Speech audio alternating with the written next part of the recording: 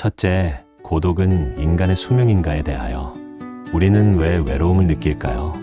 혼자 있는 시간은 그저 견뎌내야만 하는 형벌일까요? 아니면 우리 자신을 온전히 마주하는 소중한 기회일까요? 쇼펜하워는 이 딜레마를 털곤두선 고슴도치에 비유하며 명쾌하게 설명합니다.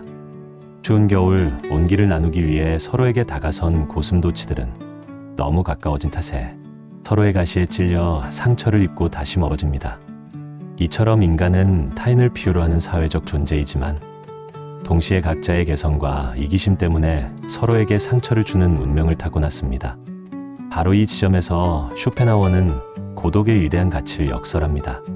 그는 단언합니다. 인간은 혼자 있을 때 비로소 온전한 자신이 된다 하고 말이죠.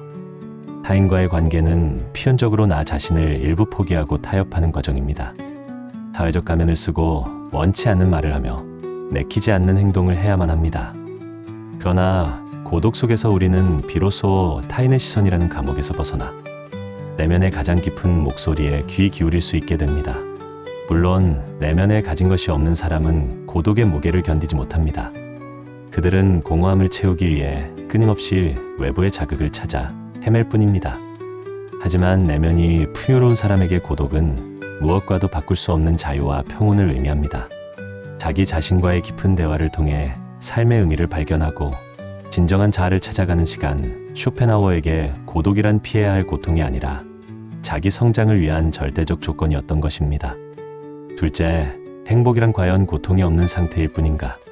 우리는 흔히 행복을 기쁨이나 만족감이 가득한 어떤 긍정적인 상태라고 생각합니다. 하지만 쇼펜하워는 이러한 통념의 정면으로 반기를 듭니다. 그에게 행복이란 적극적으로 얻어내는 것이 아니라 고통이 사라진 상태, 다시 말해 소극적인 상태에 불과합니다. 그는 인생을 고통과 권태 사이를 오가는 시계추에 비유했습니다. 우리는 무언가를 욕망하고 그것이 결핍된 상태에서 고통을 느낍니다.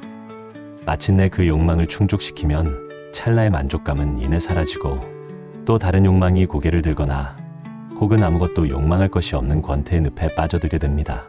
결국 삶이란 고통을 피하려는 끊임없는 투쟁의 연속이라는 것입니다. 이러한 관점에서 볼 때 행복을 극대화하려는 모든 노력은 헛된 환상에 불과합니다. 쇼펜하워는 대신 고통을 최소화하는 삶을 지향하라고 조언합니다. 미래의 불확실한 행복을 쫓기보다는 지금 당장의 고통을 줄이는 것이 훨씬 현명하다는 뜻입니다.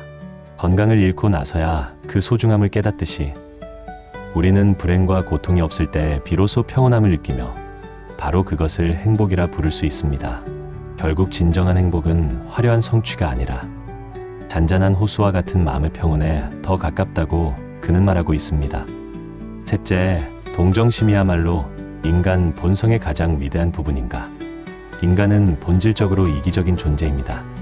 쇼펜하워는 각 개인이 가진 맹목적인 살고자 하는 의지가 모든 행동의 근원이라고 보았습니다. 이 의지는 끊임없이 자신의 생존과 번영만을 추구하며 타인을 내 목적을 위한 수단으로 여기게 만듭니다. 이러한 관점에서 보면 이타적인 행동이나 진정한 도덕은 불가능해 보입니다. 하지만 쇼펜하워는 이 이기심의 단단한 벽을 뛰어넘을 유일한 길이 바로 동정심에 있다고 말합니다. 동정심이란 타인의 고통을 마치 나의 고통인 것처럼 느끼는 능력입니다. 우리는 타인의 눈물을 볼 때 그 슬픔이 나에게 그대로 전이되는 것을 경험합니다. 바로 이 순간 나와 너를 가르던 이기적인 경계가 허물어지고 우리는 보편적인 인간 존재의 고통을 함께 느끼게 되는 것입니다. 그에게 동정심은 이성적인 판단이나 종교적인 가르침에서 비롯되는 것이 아닙니다. 그것은 모든 생명체가 근본적으로 하나라는 형이상학적 진실에 대한 직관적인 깨달음입니다. 나라는 개별적인 존재는 사실 거대한 생명이지의 한 표현일 뿐이며 타인의 고통은 곧 나의 고통과 다르지 않다는 것을 아는 것입니다. 따라서 진정한 도덕적 행위는 의무감이나 보상에 대한 기대가 아니라 타인의 아픔에 대한 순수한 공감에서 우러나와야 한다고 그는 강조합니다. 넷째, 권태는 어떻게 창조의 어머니가 될 수 있는가? 모든 것을 가졌다고 생각되는 순간 문득 찾아오는 지루함과 허무함을 느껴본 적 있으신가요? 쇼펜하워는 이를 권태로 부르며 고통만큼이나 인간을 괴롭히는 또 다른 숙명이라고 말했습니다. 욕망이 충족되지 않을 때는 고통스럽고 욕망이 모두 충족되면 견딜 수 없는 권태가 찾아온다는 것입니다. 특히 물질적 풍요 속에서 살아가는 사람들에게 권태는 더욱 치명적인 위협이 됩니다. 생존의 걱정이 사라진 그 자리에 삶의 의미가 없다는 거대한 공허함이 들어서기 때문입니다. 쇼펜하우어는 이 권태를 채워지지 않은 욕망이라고 표현했습니다. 사람들은 이 끔찍한 공허함에서 벗어나기 위해 온갖 오락과 사교, 심지어는 무모한 도전에 이르기까지 끊임없이 외부적인 자극을 찾아 헤맵니다. 하지만 이런 방법들은 잠시 권태를 잊게 할 뿐 근본적인 해결책이 될 수는 없습니다. 그렇다면 권태를 극복할 길은 없는 걸까요? 쇼펜하우어는 바로 정신적인 활동에서 그 해답을 찾습니다. 내면이 풍요로운 사람, 즉 지적이고 예술적인 탐구를 즐기는 사람은 외부의 자극 없이도 자신의 정신세계에 몰두하며 권태를 이겨낼 수 있습니다. 오히려 그들에게 혼자 있는 시간은 사색과 창조를 위한 가장 귀중한 자원이 됩니다. 이런 의미에서 권태는 우리에게 내면의 빈곤함을 깨닫게 하고 정신적인 성장을 촉구하는 강력한 계기가 될 수 있습니다. 즉, 권태는 새로운 창조를 위한 어머니가 될 수 있는 셈입니다. 다섯째, 천재는 고독 속에서 탄생하는가? 우리는 흔히 위대한 예술가나 사상가를 천재라고 부릅니다. 그들은 평범한 우리와는 다른 특별한 재능을 타고났다고 생각하죠. 쇼펜하우어에 따르면 천재는 보통 사람들과 근본적으로 다른 인식 능력을 가진 존재입니다. 일반적인 사람들은 세상을 자신의 욕망과 필요에 따라 파악합니다. 이것이 왜 필요한지, 저것이 나에게 어떤 이득을 주는지에만 관심을 가질 뿐입니다. 하지만 천재는 이러한 모든 이해관계를 떠나 사물 자체의 본질, 즉 플라톤이 말한 이데아를 직관적으로 꿰뚫어보는 능력을 지녔습니다. 이러한 능력은 천재에게 축복인 동시에 저주가 됩니다. 그들은 보통 사람들이 보지 못하는 세계의 진실과 아름다움을 발견하고 예술로 표현해내지만 그 애가로 세상과 불화할 수밖에 없습니다. 천재의 관심사는 세속적인 성공이나 명예가 아니기에 동시대 사람들에게 이해받지 못하고 결국 고독하게 살아갑니다. 그들의 비범함이 오히려 그들을 고립시키는 원인이 되는 것입니다. 쇼펜하우어는 천재가 겪는 고통은 일반인의 고통보다 훨씬 깊고 격렬하다고 말합니다. 세상의 본질, 즉 맹목적인 의지의 끊임없는 투쟁을 누구보다 명확히 꿰뚫어 보기 때문입니다.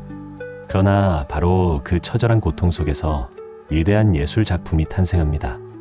천재는 자신의 고통을 보편적인 인간의 고통으로 승화시켜 우리 모두에게 삶의 위안과 해방의 가능성을 보여주는 존재인 것입니다. 여섯째, 사랑의 본질은 욕망인가? 인류의 역사와 문학, 예술은 끊임없이 사랑을 노래해왔습니다. 하지만 그토록 아름답게 포장된 사랑의 본질은 과연 무엇일까요? 쇼펜하우어는 사랑에 대해 냉소적이면서도 가장 날카로운 분석을 내놓습니다. 그에게 낭만적인 사랑이란 교묘하게 위장된 성욕에 지나지 않습니다. 그는 사랑의 감정을 종족 보존의 의지가 개인을 현혹하기 위해 벌이는 거대한 착각이라고 보았습니다. 우리가 특정 이성에게 강렬하게 끌리는 이유는 그 사람의 개성이나 인격 때문이 아니라 나의 결점을 보완해 줄 수 있는 유전적 특징을 가졌기 때문이라는 것입니다. 즉, 우리는 자신도 모르는 사이에 다음 세대에게 가장 이상적인 형질을 물려주기 위한 종족의 의지에 복무하고 있을 뿐입니다. 남성이 키가 크고 어깨가 넓은 여성을 선호하고 여성이 용감하고 강인한 남성에게 끌리는 현상은 모두 건강하고 균형 잡힌 자손을 낳기 위한 본능적인 계산의 결과입니다. 이처럼 사랑의 감정은 지극히 개인적인 것처럼 보이지만 사실 그 배후에는 종족 전체의 이익이라는 거대한 목적이 숨어 있습니다. 따라서 사랑에 빠진 연인들이 느끼는 황홀경은 종족의 목적이 달성되고 나면 신기루처럼 사라져 버립니다. 결혼 이후 많은 부부들이 환멸과 권태를 느끼는 이유가 바로 여기에 있습니다. 쇼펜하우어는 이러한 사랑의 본질을 직시할 때 비로소 우리는 사랑이 주는 환상에서 벗어나 더 이성적이고 평온한 관계를 맺을 수 있다고 말합니다. 사랑의 맹목적인 열정보다는 서로에 대한 깊은 이해와 우정을 바탕으로 한 관계가 훨씬 더 오래 지속될 수 있다는 것입니다. 일곱째, 명예욕은 인간을 파멸시키는가? 우리는 다른 사람에게 어떻게 보일지에 대해 끊임없이 신경 씁니다.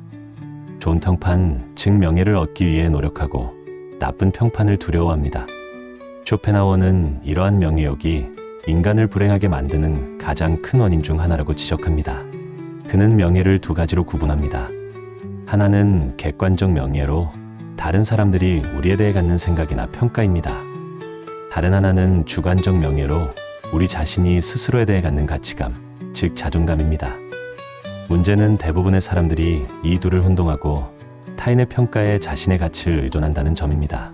타인의 시선에 얽매이는 삶은 필연적으로 불안과 고통을 동반합니다.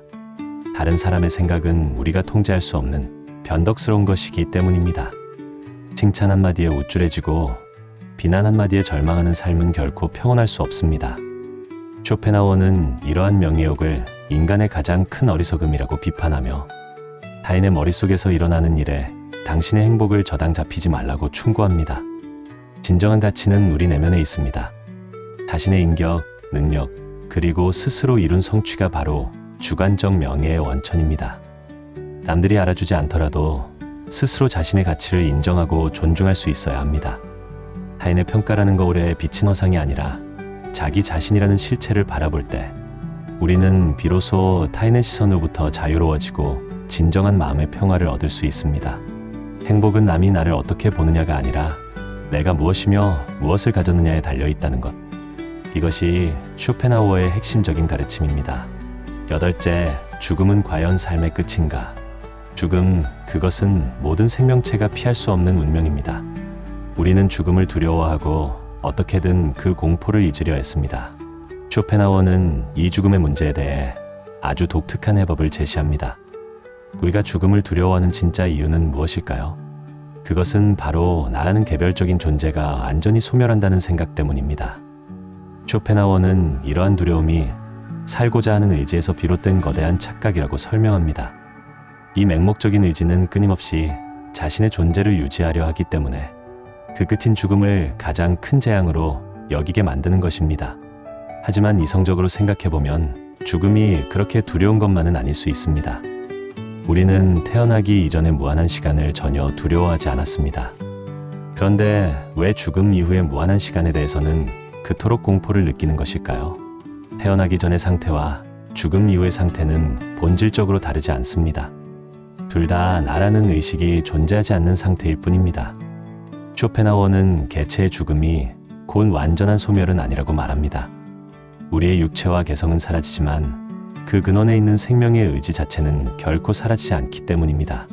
그것은 단지 다른 형태의 생명으로 끊임없이 다시 나타날 뿐입니다. 이런 관점에서 죽음은 삶의 끝이 아니라 자연의 거대한 순환 과정의 일부입니다.